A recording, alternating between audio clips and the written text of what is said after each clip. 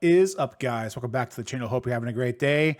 Welcome to episode number 5 of Sunday Morning Conversation, where we talk with content creators, big, small, and everywhere in between, about the TCG business, Pokemon, and cardboard space. If you want to be on a future episode of Sunday Morning Conversation, make sure you email me in the description below or contact me on Instagram. We have an esteemed member of the cardboard community and host of a cardboard talk show called the Coffee and Cardboard Podcast. Rob, how are you doing, man? Fantastic, Bronze. Thanks for having me on, my man. Yes, sir. We go way back. So when you started your show, I think we sort of have talked about being on each other's. So now that I've seen how your show format works, I want you on mine as soon as possible. Oh yeah, I can't wait. Especially there's been a little bit of a hiatus due to some members of your members of fellow podcast members have moved, and there's been some logistical things going on. But I think you said you're going to have your next one up here probably shortly in the next couple of weeks. Yeah. I have a couple in the chamber. The next one, and it's interesting. I actually just told my podcast mates this because I think you have a history playing Magic as well. But I was like really new to Magic. I played Hearthstone competitively, 5 to 10 years ago. Really? No, I don't know if you knew awesome. that. But when I say competitively, I went to like a couple tournaments. I wasn't like I was like in the top couple hundred legend. I wasn't like insanely good or anything, but I wasn't like professional. But I played way too much. I play all the time. I'm a big Battlegrounds nerd. It's half the reason why I don't get work done is because I take a break for 10 minutes to play one round of Battlegrounds. Next thing I know, I'm 3 hours in, and it's just like, all right, well, so much for doing work. Yeah, well, that's how I got sort of thrown in to Magic a couple years ago. I think my friends knew I used to enjoy playing Hearthstone, and they just kind of brought me out and showed me Magic. And the guy's house we played at, like, I kid you not, he has a basement that's just like an entire level full of bulk. So like the amount of bulk that you have is in this guy's basement, and I'm just like too bad at listing enough bulk fast enough to be like on your level, but I have access to like an amazing amount. And so that's what kind of got me into like trying to learn how to list cards and kind of get into everything. But the overall playing part, I still kind of play with those guys occasionally, but I told them it's just getting complicated. I'm kind of falling out of love with Magic again, but I think it's because I'm so focused on wanting to grow the selling side of things. So I feel like it is actually really hard to be both. But what I've sort of looked at was just like, I really kind of wanted to do a challenge that I kind of borrowed the idea from Phantom a little bit. Like his was like perfectly executed just because he had like such a clean start. While I can tell you a little bit about like how my stuff's grown, but basically like I'm in the weeds of like year 2.5 where my Tcgplayer was doing okay. My eBay is an absolute wreck. So I'm kind of like, I'm going to back away from playing and get my eBay figured out. But also at the same time, like doing all this stuff makes the podcast interesting. So it's like, it's all a big balance. Yeah. I have a friend who owns a video game store, and I was starting to buy bulk from him, and then he saw how good I was doing on it, so he started doing it. But I still buy from him. He usually just keeps like everything 10 and up, and we have this arrangement where he basically just sells me anything. It's a flat $2.25 rate, and anything that he sees valued between $10 and $1, he just throws in a box and then gives it to me.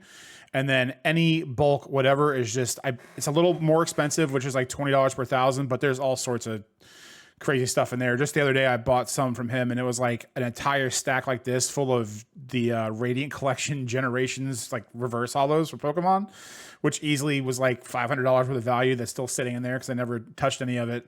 But yeah, he always tries to get me to play Commander at his store because he has a league, and I hate Commander only because I played Magic so competitively. The idea of sitting around for 2 hours and just kind of, for old school StarCraft terms, like no rush, map max, like don't do anything. I have a hard time doing that, knowing I've got the business side of things and knowing how hard it is to balance and how much time it takes to build a business. is a real struggle to still keep in touch with the fun side of the game. So to piggyback on what you were saying, is are you giving up playing in total, or would you suggest anyone to go more one way or the other when trying to start their business or collect or play at the same time? I mean, I'll say when you get started, and this may be like a little bit against the grain, because I know like probably the best advice is to be laser focused on things. But at the same time, I think your first couple years that you do this, you really should touch a lot of stuff, like just so you know what's out there, what you're good at, what you enjoy doing. Because I mean, at the same time, if I completely stop playing, you kind of lose like the edge on like what's competitive, what's coming up, what's down the run, and at the same time, it's like the people I play with are, you know, very good friends, and you know, the type of friends are willing to jump on podcasts when you're going from like 0 to 50 subscribers and growing like a YouTube channel from like, you know, 50 to 1,000. Like those initial people that watch your content or even were willing to be a part of it are like really important. So it's like, so I don't know, just if playing allows you to grow friendships and you enjoy it, like the whole point of doing this type of stuff is to make money on something that you enjoy. So I would say go for it if you like it. I'm just at the point where I think it's like our play group too. It picks up as far as the complexity of everyone's decks that they're bringing to the table. So we've gotten to the point where we've done enough mean stuff to each other. Like I blew up everybody's lands out of a SpongeBob deck. Actually, I brought my commander to show everyone. So my PSA 10 SpongeBob commander. That's awesome. So when I play, I'm like a collector, flipper, seller as a player, and I think that gets under people's skin a little bit. But, yeah, it's weird how people get kind of butthurt, for lack of a better term. It's like it's okay to make money off of someone's hobby. Like there's nothing wrong with that. There's obviously right and wrong ways to do that, but to see someone have success in selling something and trying to make a profit on something that you enjoy, I mean, that can be literally said about anything outside of trading cards. So I kind of have a hard time understanding why people have that mindset when it comes to something arguably that they care about, like Magic. Yeah, and I think when I was first getting into this, you know, I looked at it more as like an investment, because this was like early 2022 to like late 2000. It was like right when that first bubble burst. I think it was like right at the end of 2021 when things like really came back down to earth on Pokemon. It was almost like once PSA sort of caught up and got more graded cards out, like that supply shock, I think just sort of started the snowball downwards, where people were trying to, you know, get out, and I brought the Charizard that I always wanted. I had this one as a kid. This is not the first edition, obviously. It's the unlimited, but I knew literally nothing about trading cards. Never owned a graded card or anything, sick. And that card in 2020 traded for $36,000. Or maybe 38. I don't remember. I don't remember the number exactly. And I just remember thinking like, I'm like never going to be able to own that. And the market absolutely collapsed. And I still shouldn't have bought it, to be honest. Yeah. It got down to 10,000, and I've done well career wise. I work on the finance side of things, and I had a bonus coming up and like an equity payout, and I was like I could put away 10,000 on this, because I was like, this is going back to 30. Now knowing what I know now about the card world, you know, the PSA 10 unlimited, there's like 400 of them, but what was really cool, like once I did that, I was like, oh shit, like I really need to like figure out what I just did and learn more. And I feel like I got into a spot where I was sort of adjacent to where the real money was made. I've turned a collection into you know, the low six figures. Like I'm happy to kind of talk about my business a little bit, but the initial goal wasn't just to like make 1 million. Like I didn't really think about that, like that was actually possible. Had I gotten focused on a couple different sets though and been a little more aggressive with, you know, instead of 10,000, if I would have been like 20, 30,000 and like Sky Ridge or like, you know, stuff I didn't even know existed at the time. But in my mind, I just wanted to own the best thing I could have had when I was a kid, because I knew there was no way I had a PSA 10 when I was a kid, and none of my cards survived like a couple moves that we had when I was a kid. So that was kind of like how I got back in. And then I really was like, if I create a business around this, I can do this just as much as I want in a very tax efficient way. And I'll just like, I don't want to bore you with numbers too much, but just we like love as numbers. an overview, I think my first year I lost roughly, I wrote off about 8,000. My second year I wrote off about, it was somewhere between like 10, 15. And then I was like in that like negative $20,000 range, which if you look at how tax efficient that is, while I actually just got insurance on a big portion of my collection in like 5 minutes, I was at 150,000.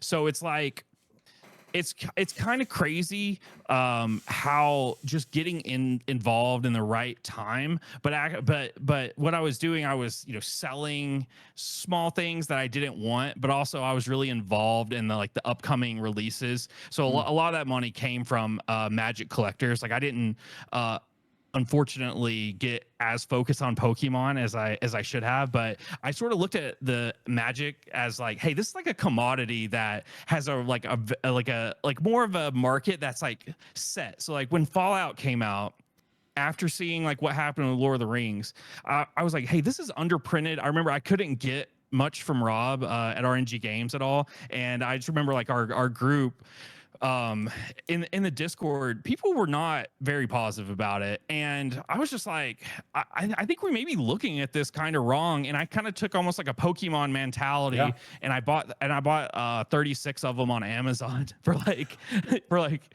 but yeah, sorry, Weren't they pre-selling for like 600 or 700 at the time? I can't remember. Or were they lower than that? They're 350 is where I got them. But I think that the issue is because they were short printed, they weren't allocated very well to the brick and mortar stores. So a lot of brick and mortars were in that like 400 to 500 range on release. But I remember getting one locally, like under, it was still under 400, maybe under 300, but it was like around that like 300 to 400 range. But my main position honestly came from Amazon, which was kind of crazy. And had I not had the experience with Lord of the Rings, which luckily like RNG Gamez like hooked me up on Lord of the Rings, like his like Discord was like really instrumental with me early on. And so like I had a good position there. I unfortunately did not understand the holiday special at all. Yeah, I think anybody did. so it's like I sort of stayed adjacent, but still hit big on a lot of stuff. But yeah, my plan with the Lord of the Rings originally, to bounce around from Fallout, Lord of the Rings a little bit, I was like, if this ring is not found, these boxes are going to go to like $20,000-$30,000. Like I was looking at the rookie Steph Curry card that's estimated to be valued at 2 or 3 million. Those boxes that are still around from that era are like 50K. So and that may be a little off, but it's in that vicinity, like that 30-50K range. So that was kind of my thesis on Lord of the Rings. And then when Fallout, I sort of saw like, oh, these other cards are more like a commodity. There's going to be like collectible value beyond just like what we were seeing in Magic. Now, I would have loved to had focused a little more on Pokemon the last couple of years, if I'm being honest. So that's the hardest part I have. Like, and it's one of those things. Like when you do well, you still think about like, hey, how could I have done a little better? So that's like one of my struggles right now.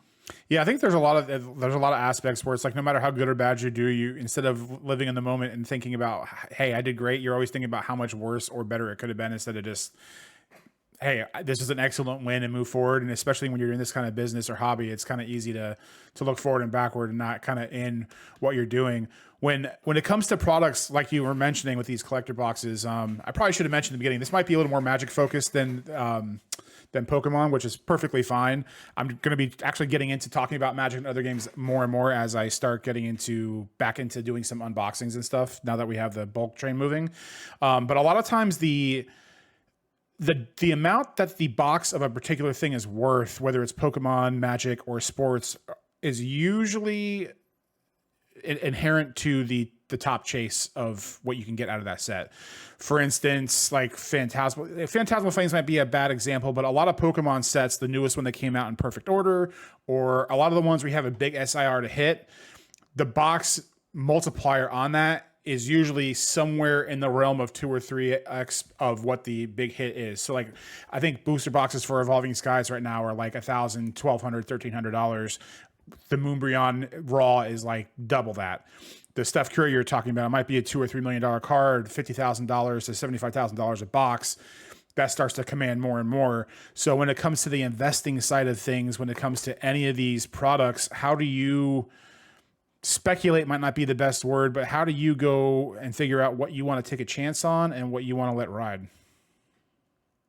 Yeah, no, it's a good question, and I think it honestly kind of goes back to the first thing we talked about, where it's like, do you listen to your friends? Like, do you like? I kind of like to have my ear to the ground on what the players are doing, so that like my friend group is definitely good for that. You have to be kind of careful though. Like, you're never gonna make money just always listening to other people, so you kind of have to go off like some of your intuition.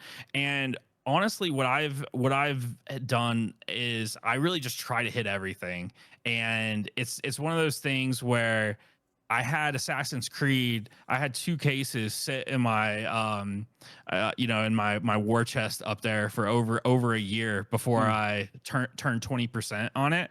And what I like to do is just sort of envision what I think the potential upside of the boxes are going to be.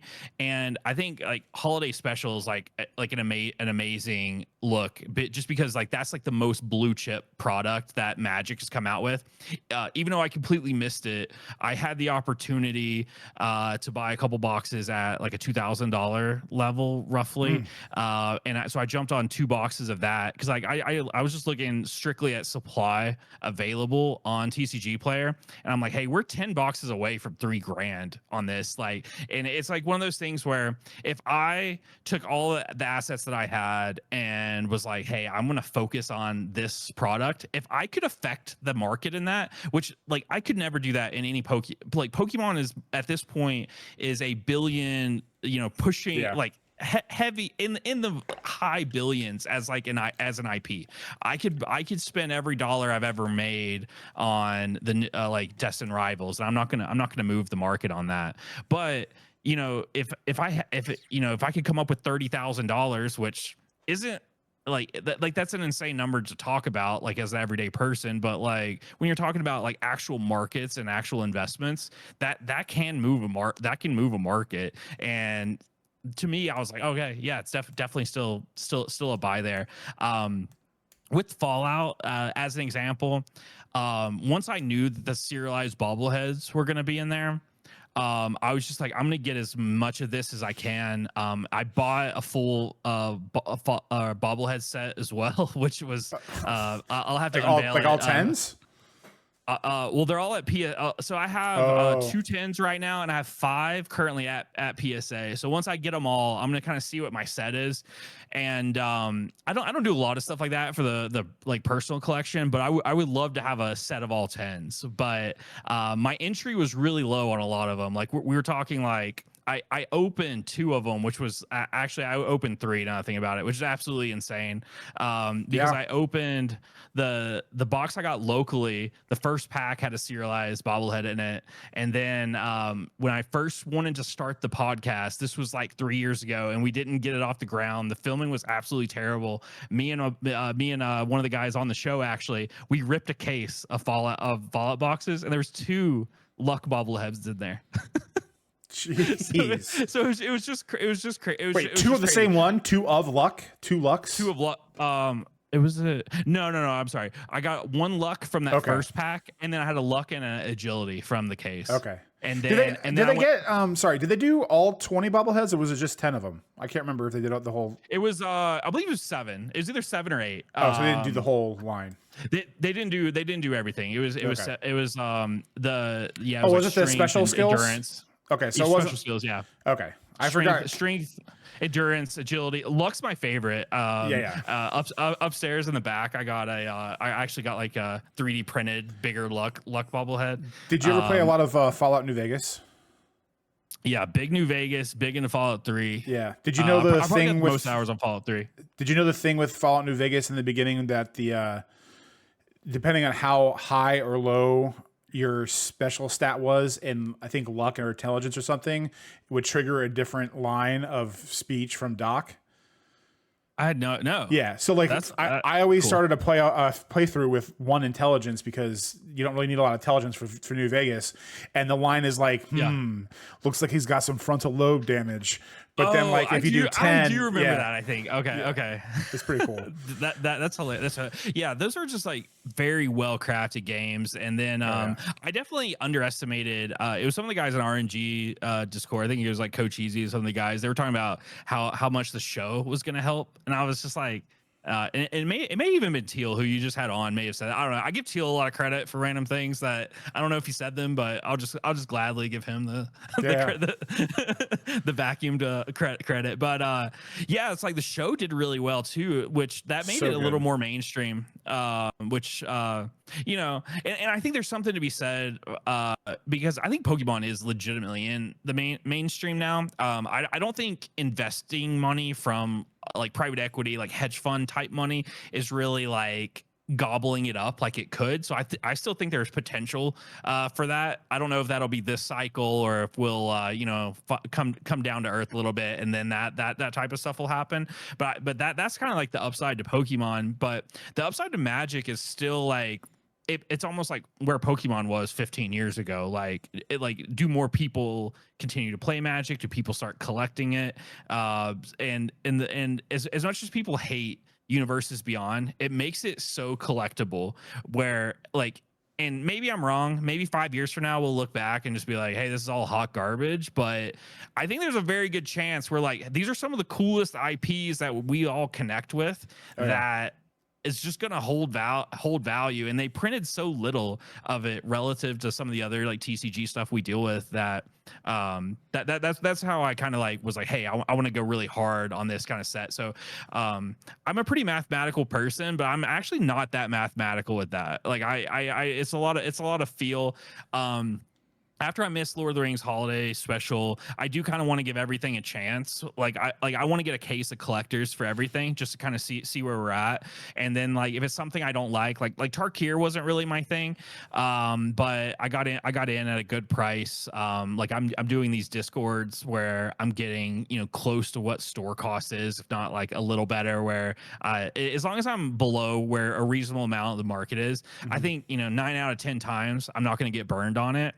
Versus I was having a little harder time calculating that with Pokemon, and Pokemon's just so much harder to get.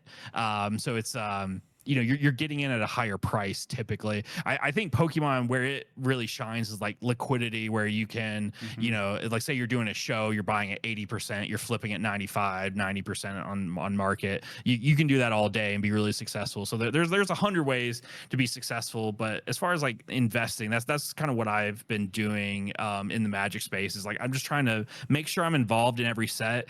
The only one that really didn't pan out was Spider-Man, and I was even would you say Spider-Man was worse than Aether Drift? Yeah, because Aether Drift, you couldn't really mess it up. Like honestly, even if you got in an Aether Drift, you're still fine. Like I bought I think a case of Aether Drift, and I did end up flipping it. I flipped it at break even. Like it was just one of those things where I wanted to use that money for other stuff. Sure. So yeah, you can lose money on Aether Drift, but I would argue if you go in and rip open a collector's box and post the EV on there, like it's not like Pokemon where you're losing 90%, 80% kind of thing. If you don't hit the top, you're gonna hit a lot of the EV just if you do the work. But most people, when they open TCGs, they open it and they look at it, and then they pick out their 5 to 10 cards that they love. They put them in their binder, they put them in their decks, and then the rest of them sit in piles. And then you're gonna get them one day, and you're gonna buy a giant bulk lot, and there's randomly gonna be Aether Drift foils in there one day, and you're gonna make $3 to $5 on those foils. Where if you had just opened the collector box, you probably would have done that anyway and been fine. So I think the downside on Magic's pretty low. The reason what really got everyone with Spider-Man was how well Final Fantasy did.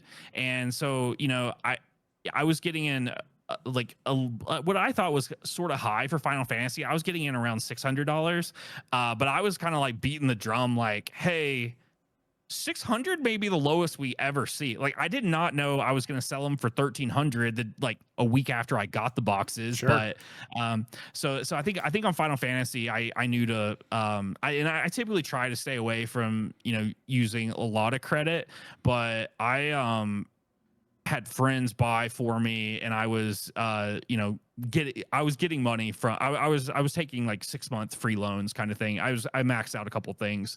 So I think I probably went in about $15,000 or so on Final Fantasy at like that $600 mark. And I had and that was one of the first time, that's probably the first and only time I felt some risk in the business I've ran, because I'm like, hey, like I'm on the hook for, you know, $15,000 in a couple months if this doesn't work out. Like if these go back to 300, this is going to be bad. But at the same time, because they doubled, I instantly was like, I got rid of everything except a case, and so I instantly, you know, turned a very good profit.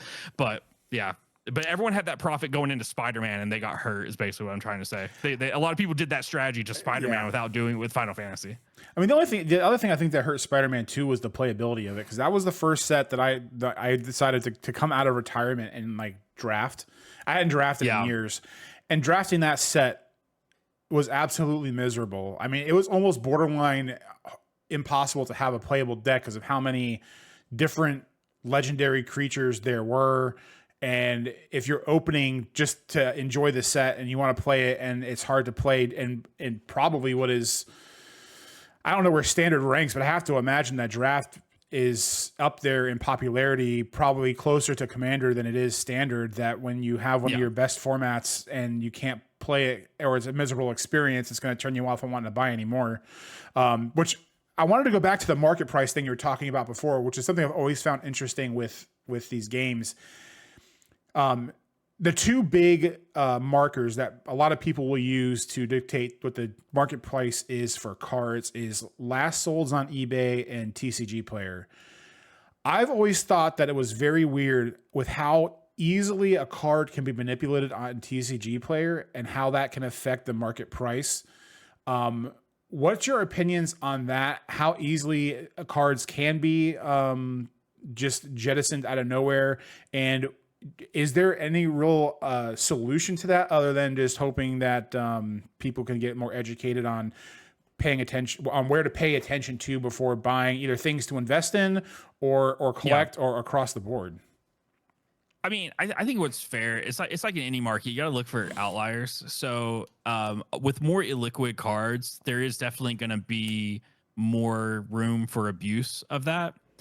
I think most stuff that we're working with on, you know, a day-to-day basis, especially you're talking about sealed, it's really hard to manipulate the Tcgplayer sealed versus eBay market in my opinion, just because like to my point, I kind of gave you an example of market manipulation with like Lord of the Rings boxes. Yeah, if you throw 30,000, but at the same time someone is spending $30,000 on those boxes. So so you can look at it like sales are real, but at the same time, if they're your boxes and I'm paying you as an example, there would be some like Tcgplayer fees and some reason not to do that. But at the same time, if I could unload a huge position, then yeah, it could definitely happen. But I think the best way to avoid that is sort of look at trends and look for, is there one person buying this? Like it's one of those things where like on Wall Street, people used to just have these huge orders, and people would know, hey, that's Morgan Stanley did that, or hey, Wells Fargo did that. And so people started being a little more knowledgeable about that, and they hide that type of movement more now.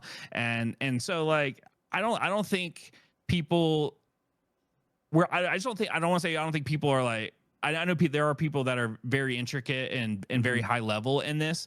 I don't think we're developed into like that type stage of a market where there's so much liquidity and there's a ton of manipulation here. I think it's pretty easy to see where the manipulation is just because there's huge spikes typically. Like say I did that example with Lord of the Rings Holiday Special. You're gonna see like a 10x on over a few days of purchases where it's like, hey, if I want to buy this, either I need to know I'm jumping onto some hype, or this could easily be just like a buyout type effort. And when prices jump that much, new supply is going to come to the market. So like, you know, on I'll throw our Pikachu out here. So here's our Pikachu that Bronze actually graded. This is one of my most I would say it's my number 2 prized possession. But it made me and Bronze become friends. At the time you were doing a lot of grading, and I was like, hey, I need more Pokemon exposure because things had started going up. But like that Pikachu, I honestly just liked it, and there was a million of it in the market. But now it's like it's honestly a really good marker, and it's one of those that it's a really liquid card, but a lot of money is going into it. But if you see a giant spike in that, typically more supply is going to come to the market and bring it back down. But if you see a more sustained run over days, weeks, that's where you know, hey, like this is like real money coming into that. So it's probably hard at a show. I've never been on the vending side, but I have gone in to do a lot of trades. So I've had some people show me some like really liquid cards with like a last sale before, and what I like to do is like, hey, what are the 4 sales behind that, and when were they? If it like, is someone going to buy 5 to manipulate it? I think more than likely you're going to have some bad actors buying 1 or 2 here or there to manipulate, and it's not going to be as good of a scheme as you know people make it out to be. With shows, I mean, usually they'll do like the last couple solds of whatever it might be, but the one thing I hate, and I guess I kind of respect it because they're trying to do a business and make money, but I wish there was some kind of just standard, because you could have, let's say, vendor A, and he wants to buy, you know, Charizard, whatever. And when he's valuing it when he's buying the card, it's almost like they cherry pick the 3 kind of lower ones versus when they're selling. And like I said, I know it's like part of the business, but also like there's so many new people that are coming into the hobby, especially Pokemon, who just don't care, are uneducated, and could get hosed. You have people like on Whatnot, like I was talking with Teal about last week, where it's like winning dollar auctions for base EXs and spending $40 or $50. And it's just kind of scary that it's getting to the point that it is. And I'm kind of hoping that things start cooling off at some point, and I'm wondering what your opinion on would be. Is there anything that can quench the thirst on any of these games, or or do we have a racket strapped to our backs and we're just sailing off into the sky with no sense of it ending? Yeah, I mean, for first point, one other thing I think that needs to be looked at more, and I think some good sellers do this at vending, is looking at not only like the last couple sells, but like what can I actually go on eBay and buy this for right now? Like what's the lowest listing for like a good reputable seller on eBay, especially like if you're looking at like Charizard's a big one where, you know, I think there's like 400 PSA 10s just as an example. I'm more familiar with that one just because it's like something I've looked at more. There's like just under 500 PSA 10s. At any given time, there's probably 3 to 4 legitimately listed on eBay. And you know, like if one auctions, it'll probably be under that. In a bull market like we're in now, sometimes you'll see auctions kind of creep up above those buy it nows for whatever reason, if they like the cert number or just like the look of the card, and then you'll see those lowest listed jump up above where the last auction was. You know, looking at Magic again, I had that serialized overgrown tomb in one of my, like, I think it was like 2 videos ago that I posted. I had some experience with that card, but just from, I just like walked up to him like a month before I bought it at the same show, and he wanted 18 or 1900 for it, and I just looked at lowest listed on Tcgplayer, and I was like, hey, I could buy it on Tcgplayer for 15. And then he told me what he was into the card on. He was like, yeah, he was almost like bragging. He's like, I'm in on this like 600 or 700, so I do have some room. And I just kind of like walked away, but then I came back again, and when I was walking by, and the guy next to him was talking about that he had like a PSA 10 serialized like card that was a I think it was another shock, and basically he was like, he has one too, and I was just like, hey, I'll take it for 12. Like as I was like walking by, I'm like, we didn't even get it on video, I just said it so fast, and he was just like, yeah. Oh wait, I'll do that. This is the one from your last video, right? Yeah, the overgrown tomb I bought. Yeah.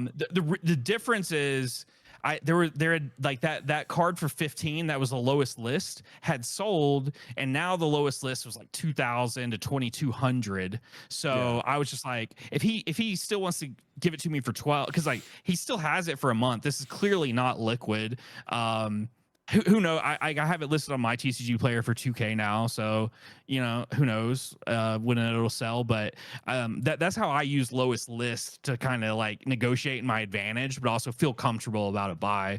So if I was vending, I would do that a lot for some of the higher end stuff, just to have an idea. Like I'm not gonna necessarily, you know, use that number like a real sell, but you know, if someone is trying to get me to pay for something I could buy for cheaper on eBay, obviously I'm not going to do that. So I think that like that you can really look out for yourself at shows by doing that, because it gets really confusing. I think looking at all the sales history, just act like you're a buyer and just type it in on eBay and try to buy the thing.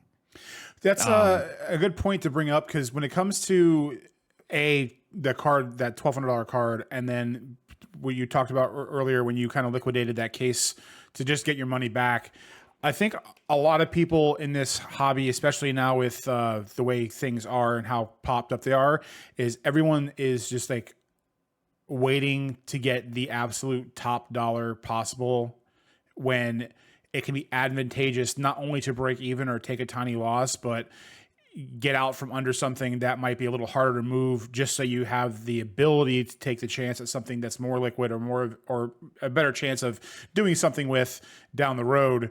Are there any other situations where you wish you maybe had money to invest or buy to sell that you didn't, because you didn't liquidate something that you maybe had the chance to, and you kind of lost that opportunity? And how important do you think that is for whether you're vending or have a store or just getting into this, to know that, you know, you're never going to get top dollar for literally everything, and that there's a game to play there?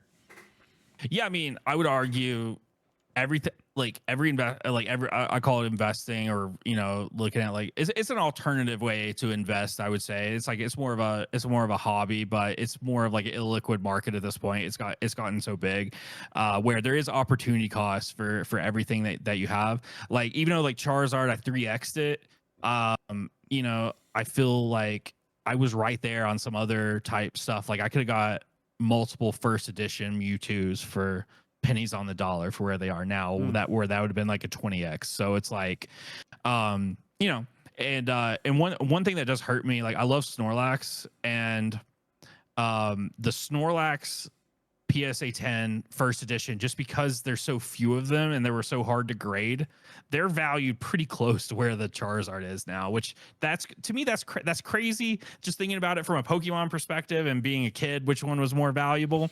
But from a collector standpoint, everyone wants to get everything in, you know, a PSA 10 or like you know, Black Label, or you know, when you get into that echelon, there's always going to be like, hey, I kind of missed that. So I think you just have to look at it like, am I doing as good as I would have done, you know, something normal with the money, like, and especially like, I would really strongly encourage you, like if it's bought, if like the money you're spending on Pokemon is taking away from other aspects of your life or magic or anything like that, you shouldn't be spending that amount of money. Like, because it is a huge gamble and speculation. Like this is like the one of the riskiest things you can do, just because of the illiquidity and what could happen.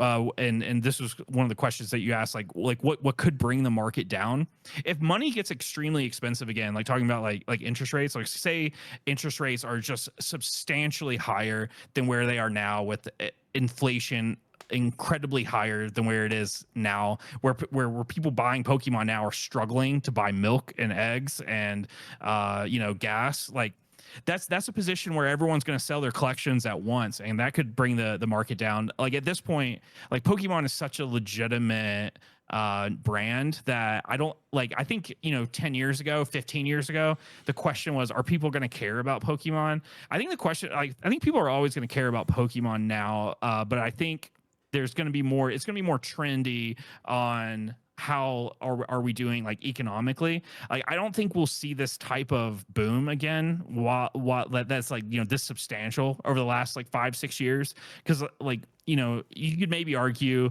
sports cards are up there, but I saw a stat that like the NFL has had $0 million cards, while Pokemon has had multiple $1 million cards auctioned. That's So it's like interesting.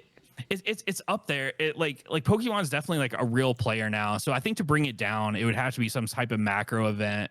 But the opportunity there is, if you're not over leveraged in this and you're not on debt that you can't afford, or you really shouldn't be paying interest on this type of like flip. Like I would try to do it in a way that like that never happens, or Yeah. at worst is like last case resort. It's only for a brief amount of time, kind of thing. But if you're not in that position, when the market does turn like that, people will be selling their collections for pennies on the dollar compared to where they are now. We may be up another 50% before that happens, so it's still probably a good time to buy. But so it's like I wouldn't wait for the bottom to fall out, but at the same time, I wouldn't be so overexposed right now. If the bottom does fall out, you're going to be in a lot of trouble. That's like a very Rudy thing too. It's like the best time to buy is always right now, because if the things are in a bull market like this, the things keep going up and up and up. Now is the bottom. So if you wait another 6 months, 6 weeks, I mean, who knows? And at that point, you're going to be in the rearview mirror wishing you had bought it. And then I feel like now is the easiest time trying to invest in pretty much anything in the cardboard world in general. I do think with PSA specifically, and some of the shenanigans that have been happening on their end, what do you think about that when it comes to the buyback scandals, where there was 1 or 2 instances where people sent in a bunch of cards, they graded 9s and then they were 10s afterwards, or the Logan Paul Illustrator that was graded a 10 but is obviously not a 10, and some of the other random things that they've been going into? I feel like that's one. It's a long shot, but that is one straw that if enough things happen with big rating companies like that in the next 6 to 12 months, that could really turn people off, not necessarily about grading, but want to get their money out fast, and could potentially be one domino that could fall into getting things to going. Do you think there's even a remote chance that could happen, or is PSA like 99% of the market to where they could literally murder someone in front of us, like Homelander style, and like never have to feel any repercussions or pressure? Yeah. I mean, I think too big to fail is absolutely true until it isn't. You know what I mean? Like there could definitely be a day where there's like another player. It doesn't appear to be anything major in the water right now where I like there's other options is the problem. I mean, maybe tag in the future could you'd have to ask, like, this is a little out of my wheelhouse as far as tag goes, but I think that there's a way a while. It's going to take a while for people to trust them, is the downside. Like they've had enough, like when you're starting out, when you have negative news, it takes a long time to recover from that. And they definitely can. And so I think what's really important is like buy the card, don't buy the slab or the grade always, which that's not always been what I've done, but at the same time, like all the PSA 10s I bought, I've looked at the cards, and to me they're basically perfect 10s. Like to my, like, I'm not saying I have the best eye for that, but I'm not seeing white. Like, you know, there's some old Charizards that have a PSA 10 that have white around the edges. Like that's a Yeah. that's a 9. Like, but at the same time, like that's why my 6 cert will probably get like a 20% premium to that type of card, because like it may not be a black label, but if PSA goes down, CGC or whoever else, the other grading company, most likely will think that's a 10 as well. So I think it's really important for like your collection to make sure you're buying the cards that you like also, that like if like PSA isn't the premium company anymore, eventually in the future you could cross grade to whoever is the premium company. But at the same time, like if people may not want great, like, you know, graded cards anymore, so like that would cause some illiquidity, but I don't see a world where that happens, just because if you look at like going back to sports cards, if you look at how long sports cards grading has been a thing and how strong PSA has been for that, and PSA owns Beckett now, so Don't they until own another competitor SGC comes too? in, I think so, actually. Yeah.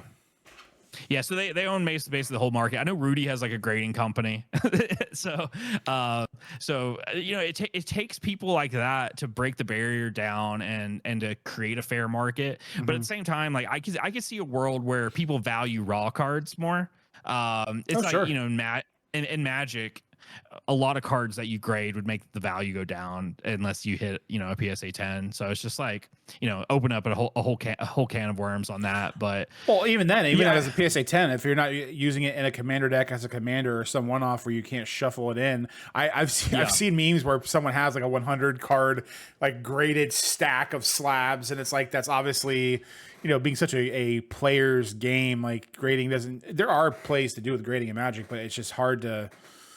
Doesn't translate as much, especially for the collector side now. I mean, as other people have started grading more and more of it, I mean, they do look pretty in slabs, especially the demand variants. But and honestly, like say I had this Pikachu ungraded, it would bother me to hold it or like, you know, look at it, versus like even if it's in a top loader, to me I'm always nervous, versus I prefer to have my favorite things graded.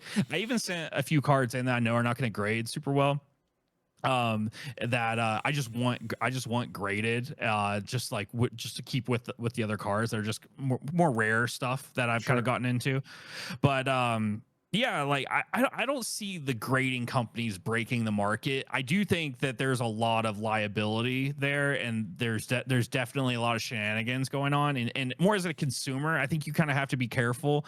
I'm not like, I've never trust like virtual card games or virtual casinos or anything like that, but that's pretty much what PSA has turned into, these like these games where you you know, pay. The GameStop. Honestly, it looks awesome. Like I would love to pay $1,000 and get a $4,000 card like they do in the YouTube videos, but I know as soon as I put $1,000 in, I'm gonna get like a $300 card. So, PSA 1 burnt Pidgey, thanks, appreciate it. yeah, exactly. Yeah, exactly. So I think overall, what we would worry about bringing the market down is, one, like a big macro event, or two, like the Pokemon company itself, and at the same time, what the Pokemon company is likely going to do in the next couple years is print to demand a little bit more. Like they're already investing in facilities but that's going to take a couple years to come online. And at the same time, like they're not going to go back and print base set, or they're not going to go back and print, you know, what we talked about earlier, the Moonbryons, Evolving Skies and sort of shit. Yeah, so it's like I think they should get the new ones more under control. Like a new box of Pokemon shouldn't be $500. Like I think things should be $100. And if the set is awesome, and you know, a couple years down the road, if there's not that much of it around because it was so awesome and people opened it and they want to collect the big cards, yeah, it should be $1,000 box. So I think to me that's like a healthier market, and I wouldn't even call that like coming down. So I think for the bubble to really burst, it'd be more of like a macro event. Yeah, I agree, especially once I've said it a couple times now, but it's like I feel like the casual collector has been pushed out for so long now that I wonder how much longer it's going to be before there's just a mass like, okay, well, I understand it's popular, but it's impossible for me to get stuff. And I don't want to have to buy my stuff from someone else who is solely buying it just to sell it to me. And I think a lot of people underestimate how much the LGS is actually kind of like a hedge against these things. And with distributors selling to less and less to LGSs and more to like Costco's and Walmart's and what they are selling to LGSs are way over MSRP already.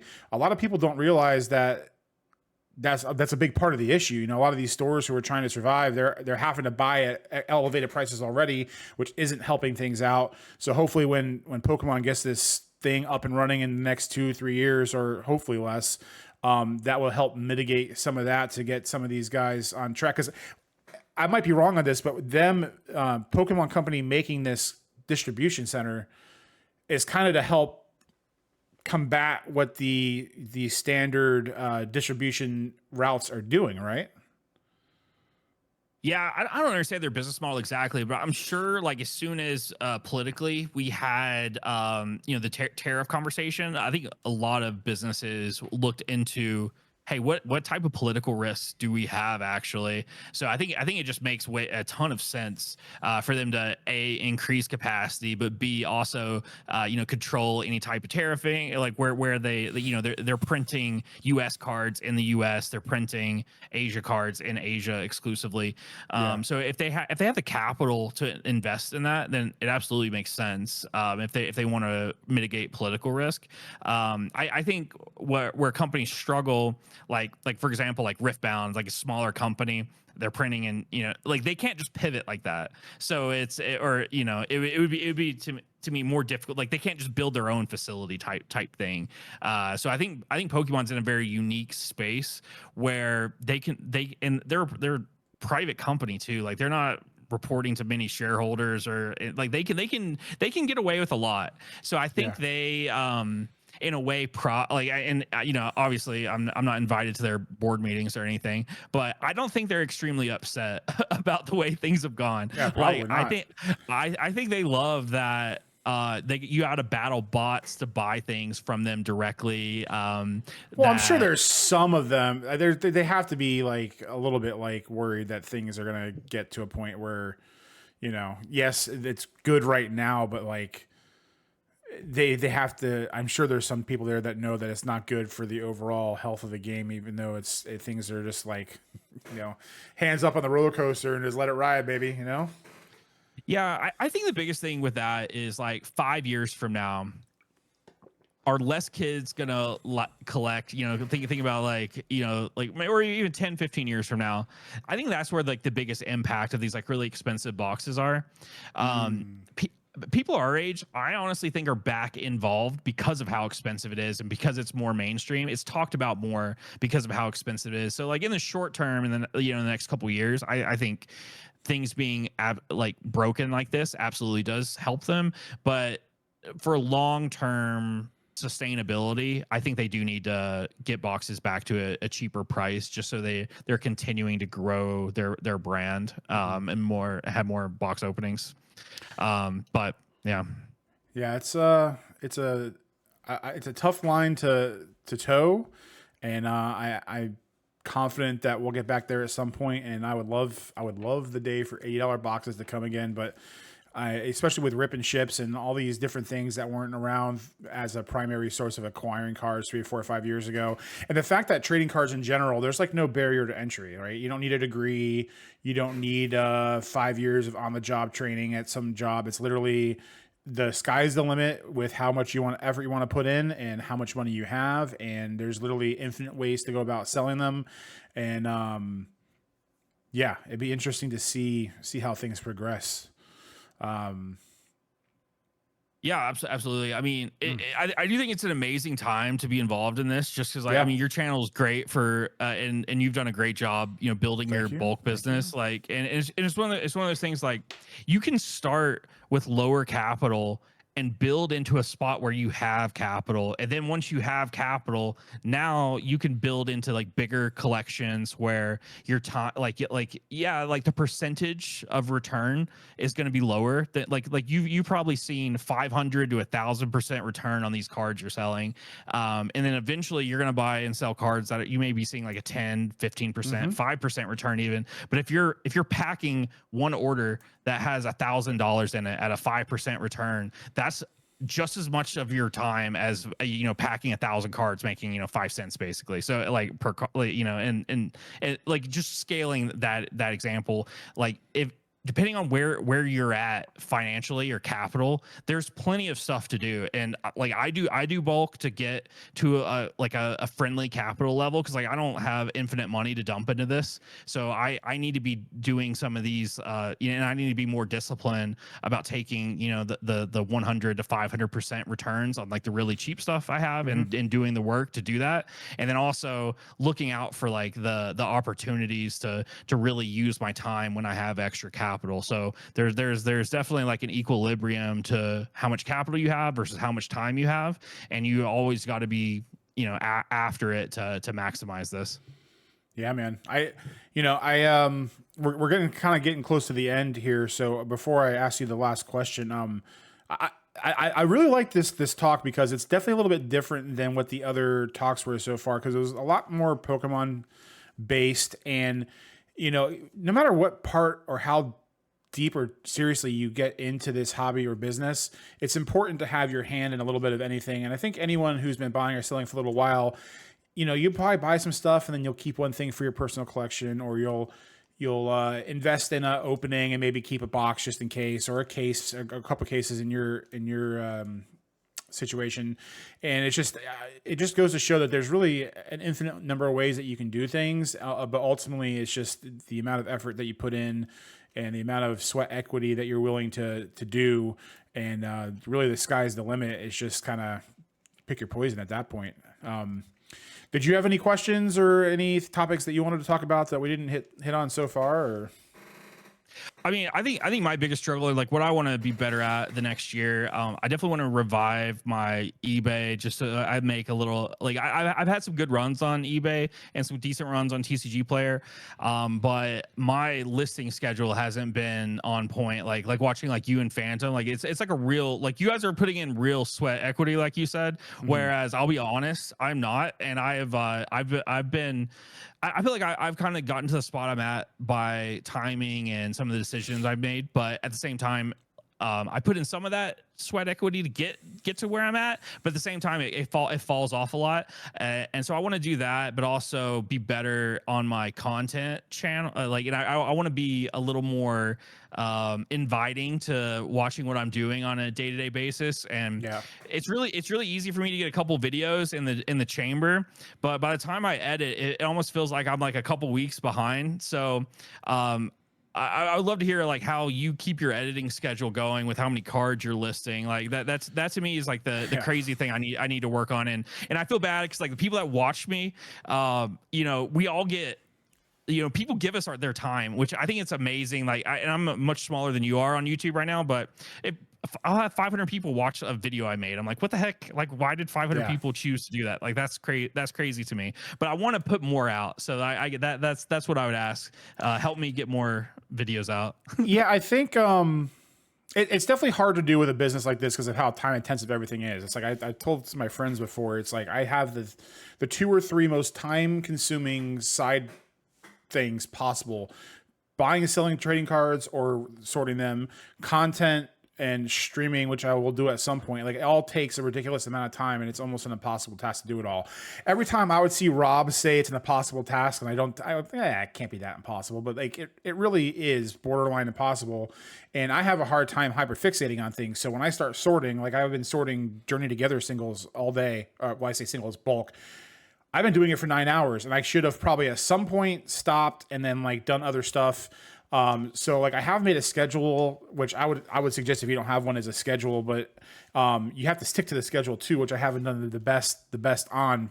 But what I'm trying to implement is do just like the Dave Ramsey snowball method, but with my non-negotiables of the day. So if I have content and the gym and sorting and whatever, order them in the from bottom to top of what is the easiest thing to accomplish to the hardest thing to accomplish. And I actually just bought a whiteboard, so I now have an official whiteboard where I have all my ideas written down.